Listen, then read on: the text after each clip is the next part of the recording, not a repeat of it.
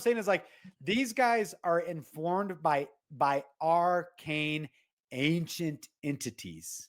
They're not, these aren't just men doing manly things that maybe we agree or disagree with. And again, that's where we have to operate from the macro. There is a much, and this is why the emotionalism gets reduced when we're operating from that macro. The emotionalism doesn't, we still have emotions, we have preferences, we have hopes that maybe get shot down or blah blah blah, like whatever. That's totally normal humanistic experience stuff. There's nothing wrong with that. But when we are emotionally invested, we're not willing, because it's called confirmation bias or normalcy bias, or the worst bias of all in psychology is comfort bias.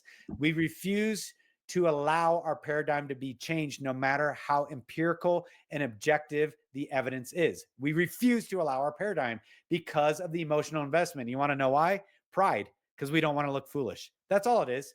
We don't want to look foolish that we gave ourselves over to this thing. We championed it. We stood on it. We proclaimed it. We shouted it. We debated it. We have built that. We have made this the rock on which we're going to build our house. So how could I ever recant and say I was wrong? See, that's they count on that pride. And so to go, I don't care about being wrong. I know you guys, I don't care. I'm like, I wasn't trying to be malicious. I wasn't trying to be nefarious. I wasn't manipulating anything. That's what I understood at the time. Now, as I've taken in more data points, I have to change. I do that. My ego was busted in boxing, right? I was 36-0 I blemished. bet.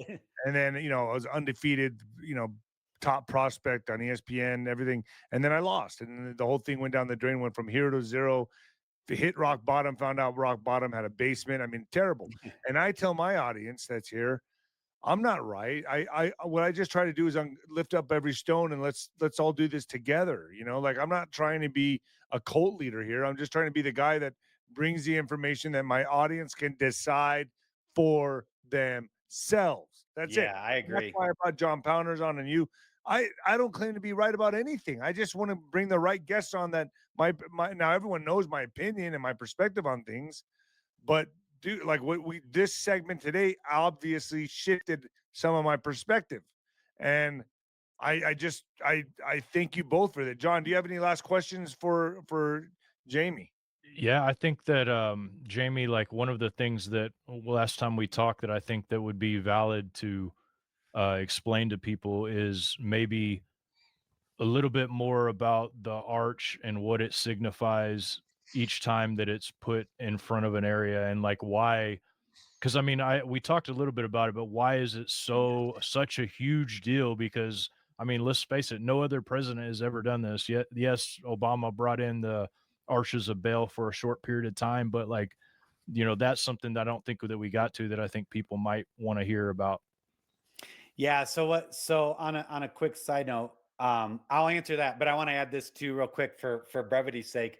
Another particular attribute to pay attention with what's going on is what's happening in Gaza, and even the AI generated videos about Trump Gaza and Gaza this and Gaza that, but along with the Abraham Accords and the covenant with many, it is many. I can't remember how many nations. It's like, The I Silver don't know, Crown of 160 Jerusalem. nations Yeah. are on board with this thing, including both Sunni and Shia Islam. I mean, you can't even make this stuff up. But the raising of Gaza and then the rollout of Trump Gaza as this Riviera of the Mediterranean on the Middle East shouldn't be lost on anybody who knows their scriptures, because it says the Antichrist, the one who is in place of, not against Christ, he's in place of Christ. He has sets himself up in place of Christ. He actually will affirm Jesus as a prophet, as a good man, as a whatever. That's Christ consciousness. He will affirm the Christocentricity of Jesus himself, but also assert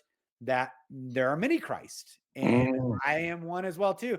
But what's in particular about the in place of Christ, the Antichrist, is that he's established his luxurious, opulent tents between the Great Sea and Zion. That's the Gaza Strip. That's where he builds superstructures and super cities from which he rules and reigns out of. Which Trump is talking about.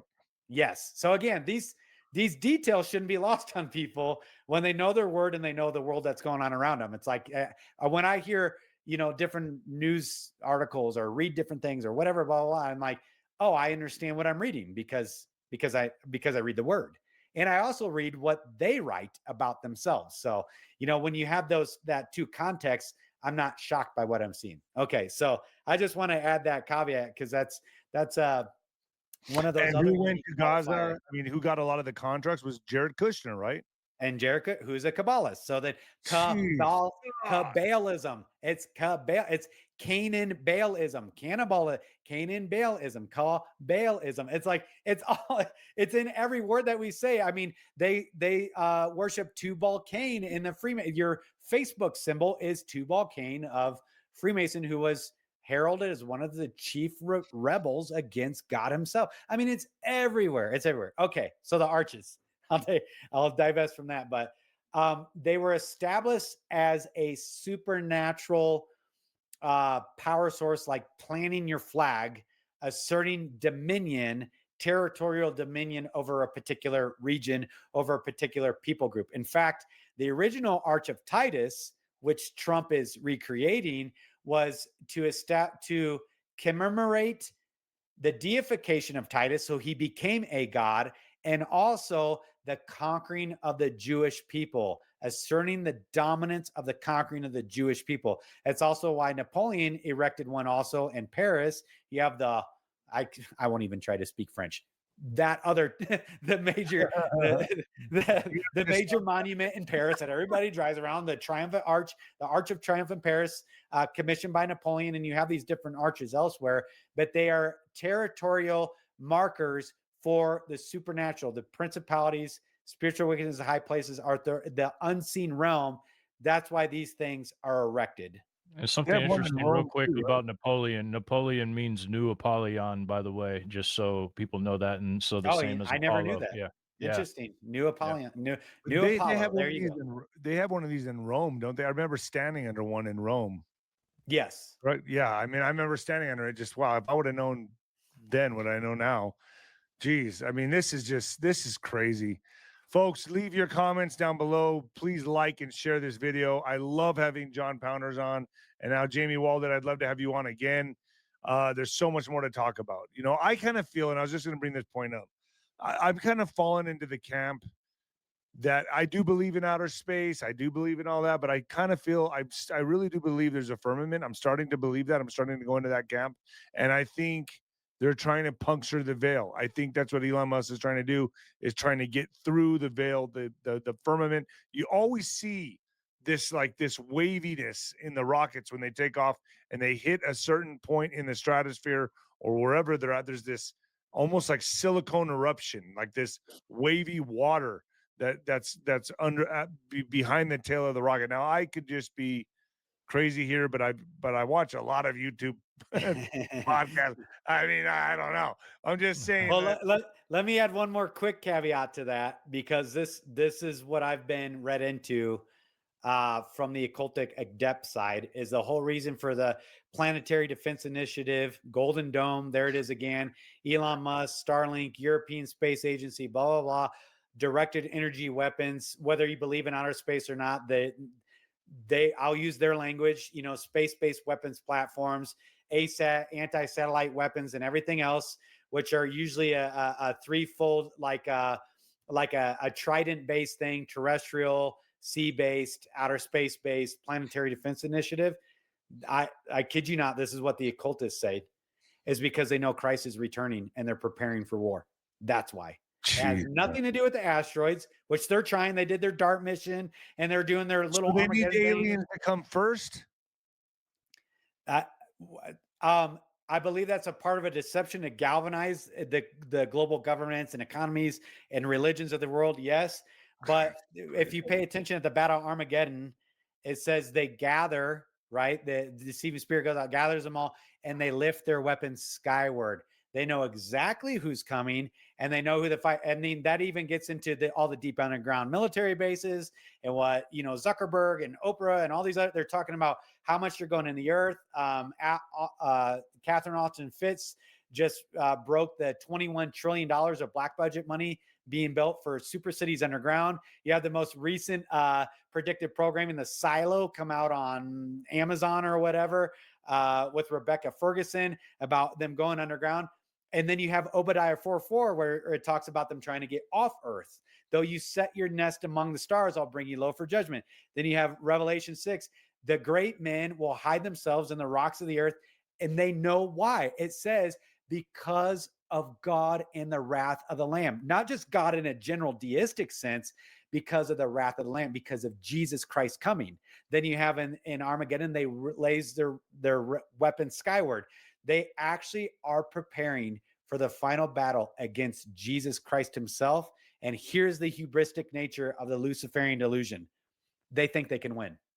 That's the funniest part of all, is they're doing it because they think they can win. That's why they're doing it. Insanity. I got to tell you, man, this has probably been one of the most powerful, educational, informative podcasts I've ever done. John, seriously, man, I'm so glad. I watch a lot of your stuff, John, and I'm a fan. And Jamie, wow, man, this has been incredible. So informative. I don't even, I mean, I'm going to go back and watch this again. I mean, there's just so much here to unpack. But Yeah, get the there's a truth lot. nugget. And now my whole perspective has changed. Obviously, I'm going to continue to follow the deep state war and where it's going. But man, this is giving me such a bigger purpose now in what I'm doing. So, man, I have you guys to thank for that. So thank you. So this has been huge for me. Very Yeah. informative. Jamie, Thank you, Nino. I appreciate that, by the yeah, way. Thank man. you. Absolutely. Yeah, no, it's fascinating, man. I mean, like, and it just goes and goes and goes, and that's kind It's of like, actually calming to me, to be yeah, honest, it is. because I know there's just nothing I can do about it except just trust in God. That's it. Well, And and that's so easy to do. knowledge is the antidote to fear. And Right. that's the beautiful thing, is like, I tell people all the time, like, I'm not concerned about what's coming or anxious or whatever. I actually know. And I don't say that with arrogancy or hubris. I at least know in a general sense, because I have the word. I know countries by name that are going to do what next, and what economies are going to do, and what leaders, like, I don't have to guess. I have the word of the living God, and the spirit of Christ is prophecy. And like, I don't have to guess. I have the play. I know what's going on with 3i Atlas, our Apophis, which is coming in 2029, and the astrocatastrophisms, and the earth changes, and the magnetosphere disruptions, and like, I don't have to guess anymore, because I have the word. I And can there's tell you supposed to be an asteroid that's going to hit or come close to hitting Earth in 2029, right? that. Yeah, and that's actually kind of my We should do bread and another butter. show about that, man. We should do a My whole nother shtick show. do is my shtick is astrocatastrophism and Apophis. Like, Come on, are you everything. serious? Yeah, that's kind of my I don't know, my bread So and we butter. could talk about 2029, the asteroid coming. Let's all do a show together and do that. Yeah, we Yeah, can for Let's sure, talk about because going back to the macro, and I know we're wrapping it up, but going back to the macro is, you can't understand all the micro that are going on right now, with all the governments and the World War IIIs and the depopulation agenda and the blah, blah, blah, and the surveillance state and the transhumanism and the alterations of our genome and all these different things, and the Salvard seed vault and the preparations underground. You can't understand any of that without knowing the book of Revelation and the astrocatastrophism. It's all connected. They all know exactly what's coming and when it's coming. Even 3i Atlas is a part of softening your idea to the possibility of a space object threatening all of humanity. And I can go into all the Planetary Defense Initiative findings and what they figured out, but we can do that on another show.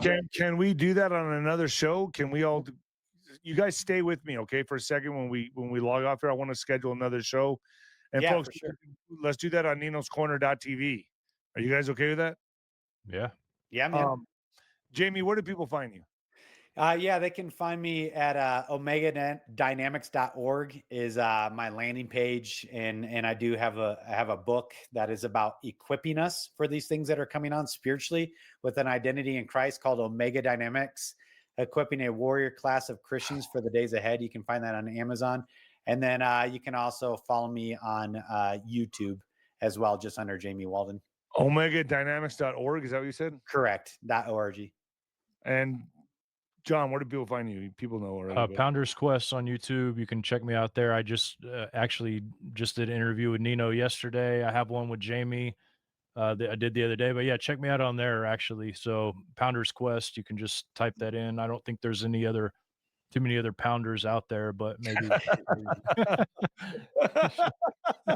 All right, guys, stay with me just as we finish here. Folks, thanks for joining us. This has been one hell of an explosive podcast. Lots of things to come, and we're going to do a part 2 very soon. So thank you, gentlemen. Thank